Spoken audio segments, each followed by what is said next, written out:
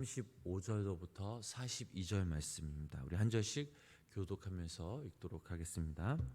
또 이튿날 요한이 자기 제자 중 두 사람과 함께 섰다가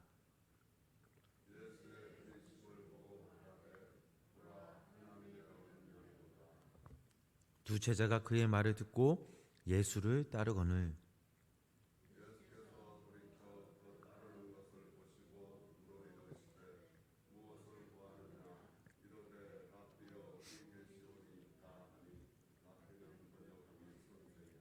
예수께서 이르시되 와서 보라. 그러므로 그들이 각각 가서 계신 데를 보고 그날 함께 거하니 때가 10시쯤 되었더라.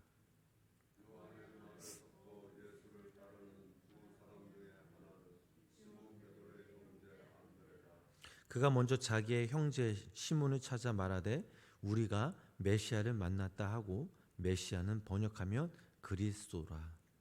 데리고 예수께로 오니 예수께서 보시고 이르시되 네가 요한의 아들 시몬이니 장차 게바라 하리라 하시니라. 게바는 번역하면 베드로라. 아멘. 오늘도 이 새벽 하나님의 귀한 은혜와 사랑이 우리 성도님 삶 가운데 함께 하시길 주님의 이름으로 축원합니다. 세례 요한은 예수님을 예비하는 자로서 세상 죄를 제거하는 하나님의 어린 양이요 하나님의 아들로서 성령으로 세례를 베푸니다라고 소개하고 있습니다. 35절, 36절 말씀에도 나와 있듯이 그 다음날 길을 가시는 그 예수님을 발견합니다. 세례 요한은 어제와 오늘도 어김없이 이 예수님을 하나님의 어린 양으로 증거하였습니다. 그는 기회가 있을 때마다 예수님을 이렇게 전하곤 하였습니다. 어쩌면 자기 제자들을 향해 이렇게 말했을 것입니다. 보이느냐? 저분이 내가 너희에게 그동안 설명해온 그분이다. 이제야 나타나셨지만 사실은 세상이 창조되기 전부터 존재하신 분이 바로 저분이다. 내가 신발끈을 못 풀 정도로 위대하신 분이다. 그러므로 나는 쇠해야 하고 그분은 흥해야 한다라고 아마 말했지 않았을까 생각합니다. 세례 요한은 하나님이 주신 이 사명감으로 자신은 부르심 받은 그 목적대로 잘 살았습니다. 하나님의 아들 이 예수님을 이 땅에 많은 사람들이 만날 수 있도록 중간에서 그 역할을 잘해 주었던 것이죠. 이뿐만이 아닙니다. 예수님은 요단강에서 세례를 베풀고 있던 세례 요한을 찾아가셔서 세례를 받으시는 것으로 그 예수님의 공생애는 시작됩니다. 예수님이 인간에게 세례를 받으신 이 사건이 매우 놀랍지만 그러나 이것이 바로 공생애의 출발점이 되었던 것이죠. 예수님이 인간에게 세례를 받으신 것은 저희들이 너무나 잘 알다시피 자신의 죄 때문이 아니라 모든 인류의 죄를 해결하시기 위해서였습니다. 예수님의 세례를 받으시자마자 하늘이 열리고 하나님의 그 성령이 비둘기처럼 예수님께 임하시며 하늘의 음성이 들려왔습니다. 하늘에서 음성이 들린 것은 예수님이 자신의 죄가 아니라 모든 인류의 죄를 용서하시기 위해 세례 받으신 것을 의미하는 구원의 상징이었습니다. 세례를 받으신 이 예수님이 다음으로 하신 일은 바로 제자들을 택하시는 것이었습니다. 세례를 받으신 후 설교나 기적을 행하신 것이 아니라 당신의 제자들을 찾고 부르셨던 것입니다. 본문 우리 37절 말씀을 우리 다 같이 함께 읽어보도록 하겠습니다. 두 제자가 그의 말을 듣고 예수를 따르거늘. 아멘. 자, 이 말씀을 읽어보면 세례 요한은 두 제자를 잃었습니다. 제자들 역시 과감히 뒤로 돌아보지 않고 세례 요한을 떠나 예수님께로 나아갑니다. 여기서 따르다라는 이 동사는 한 번 감으로 영원히 갔음을 보여주는 시제가 사용되었습니다. 만약에 이제껏 잘 가르치고 키웠던 제자들이 떠난다면 아마 그 마음이 어땠을까요? 많이 속상했을 것입니다. 그러나 세례 요한은 그렇지 않았습니다. 본인 스스로 제자들에게 자기 역할은 앞으로 오실 그 예수님을 예비하는 일이라라고 여러 번 강조하였습니다. 그리고 드디어 기다리고 기다리던 그 때가 온 것입니다. 그동안 자신이 맡아 기렸던 이 제자들을 예수님에게 돌려보냈습니다. 세례 요한이 말한 대로 그는 세해하고 예수님은 흥하셔야 할 때가 온 것입니다. 세례 요한에게는 지금 어떤 상황입니까?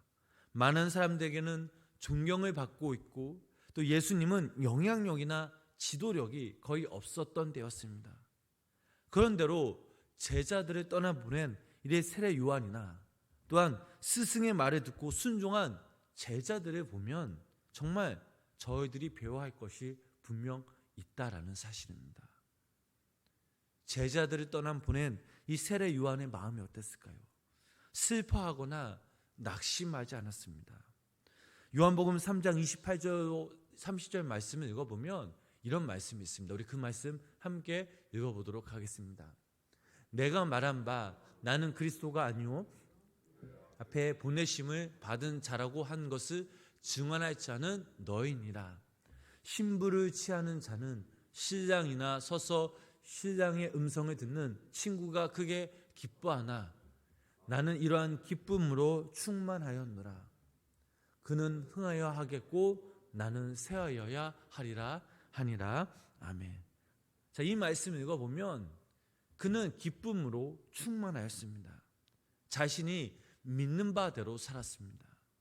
예수님이 자신보다 위대하시다라는 것을 스스로 입증하였습니다. 오늘날 우리가 예수님께 드려야 할 영광을 우리가 얻고 있다면 우리는 결코 우리의 삶을 통해 우리의 모습을 통해 예수님을 드러낼 수 없음을 알아야 합니다. 또한 우리는 이 땅에 살아가면서 주님의 증인이 될 수가 없습니다. 나를 증거하는 만큼 예수님이 가려지시고 예수님이 희미해지시기 때문입니다. 자, 그렇다면 이제는 세례 요한을 떠난 이 두 제자를 우리가 한번 살펴보도록 하겠습니다. 예수님의 12 제자 중 가장 먼저 선택받은 그 사람은 바로 안드레였습니다. 우리 본문 38절 말씀 우리 함께 읽어보도록 하겠습니다. 예수께서 돌이켜 그 따르는 것을 보시고 물어 이르시되 무엇을 구하느냐 이르되 랍비여 어디 계시오니까 하니 랍비는 번역하면 선생이라. 아멘. 예수님을 따르겠다고 나선 제자들을 향해 무엇을 구하느냐라고 물으십니다. 이것은 요한복음에 나온 예수님의 첫 번째 음성입니다. 예수님의 말씀의 뜻은 이런 뜻이었습니다. 나를 따름으로써 무엇을 얻기를 원하고 기대하느냐. 세례 요한은 줄 수 없지만 나는 줄 수 있다라고 생각하는 것이 무엇이냐. 너희는 나를 누구라고 생각하며 따르느냐라는 그런 주님의 뜻이었습니다. 안드레는 이 처음 만난 예수님을 랍비라 부르었습니다. 랍비란 다시 말해 구원자라는 의미가 아닙니다. 그 당시 랍비라는 칭호는 율법 교사나 존경하는 사람 혹은 상급적인 그런 일반적으로 붙여졌던 일반적인 호칭이었습니다. 이때만 해도 예수님의 제자들은 예수님에 대해 잘 몰랐습니다. 자신의 판단으로 볼 때에 처음 만난 예수님은 존경할 만한 랍비, 즉 선생님에 지나지 않았던 것입니다. 그러나 그 다음 날 예수님을 따라다닌 이 이후에는 예수님에 대한 호칭이 바뀌었습니다. 우리 39절 말씀을 함께 읽어보도록 하겠습니다. 예수께서 이르시되 와서 보라.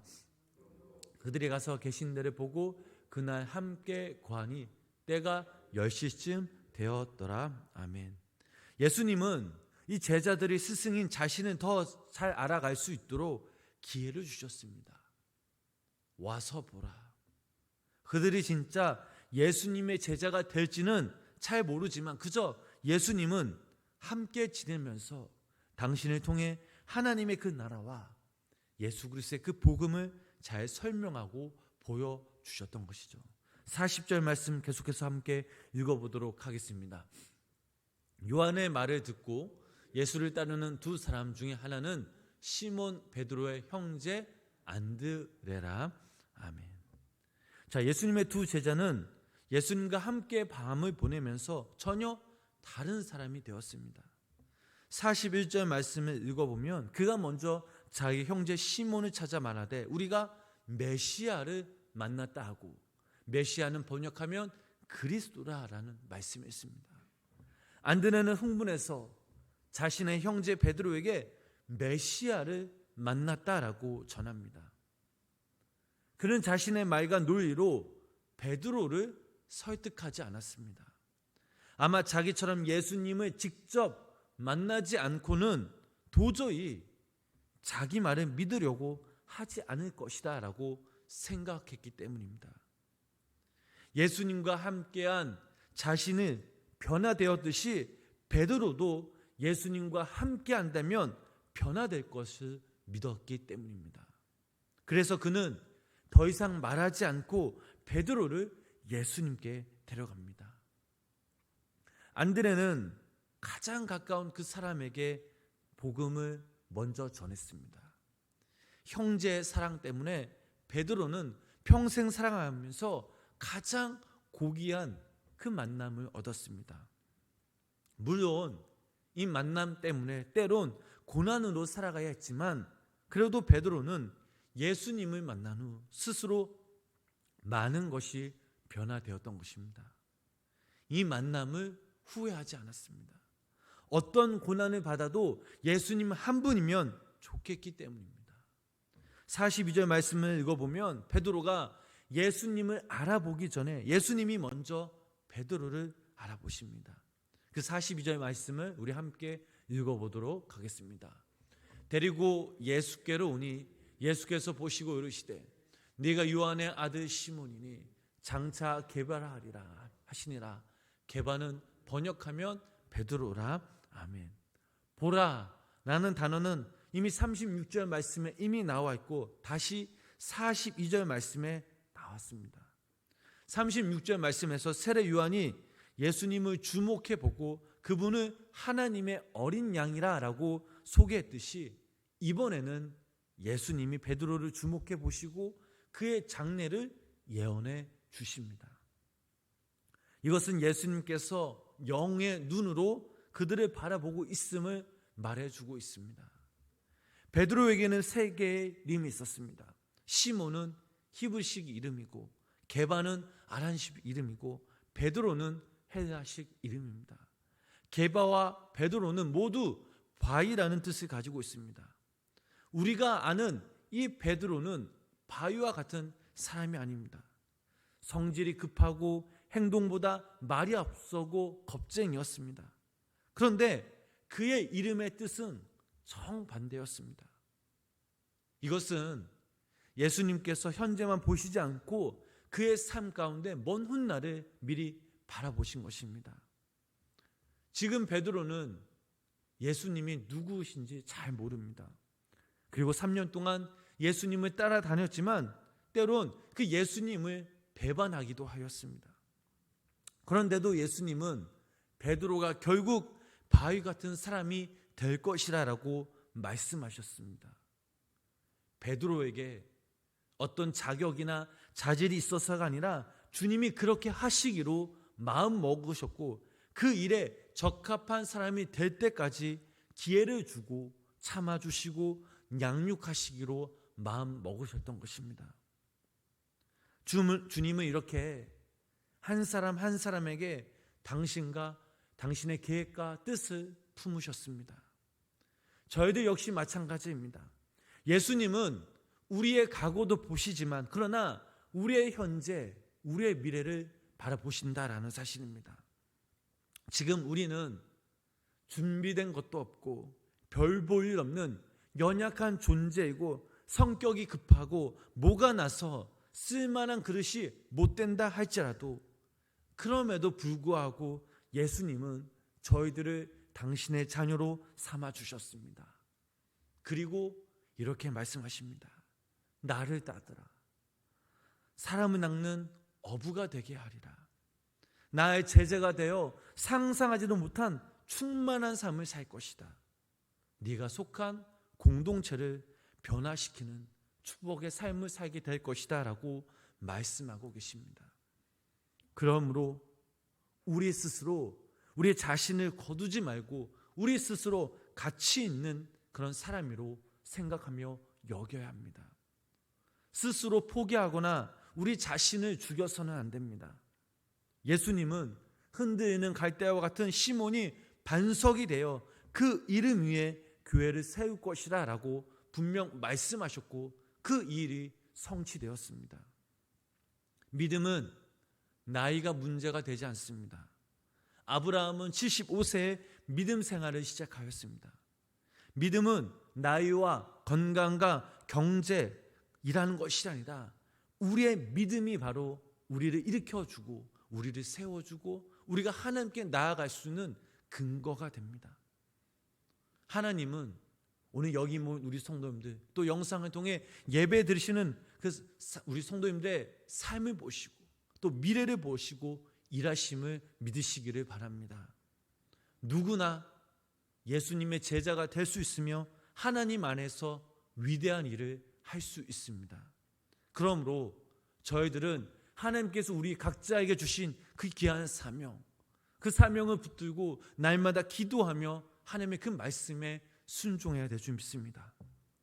바라오기는 여기 모인 모든 우리 성도님들이 오늘 하루 이 땅에 살아가실 때 우리를 부르신 하나님, 우리를 계획하시고 인도하실 그 주님을 우리가 기대하면서 기도하면서 그 하나님의 딸을 기다리면서 우리를 통해 새 일을 행하실 그 주님을 찬양하며 예배하며 또 주님의 부르심에 순종하심으로 말씀을 굳게 잡고 믿음으로 나아가실 때에 예수님이 주시는 능력과 강하고 담대한 믿음으로 오늘 하루 승리하는 삶을 살아가시는 귀한 믿음의 성도님의 삶이 되시길 주님의 이름으로 간절히 축원합니다. 기도하겠습니다.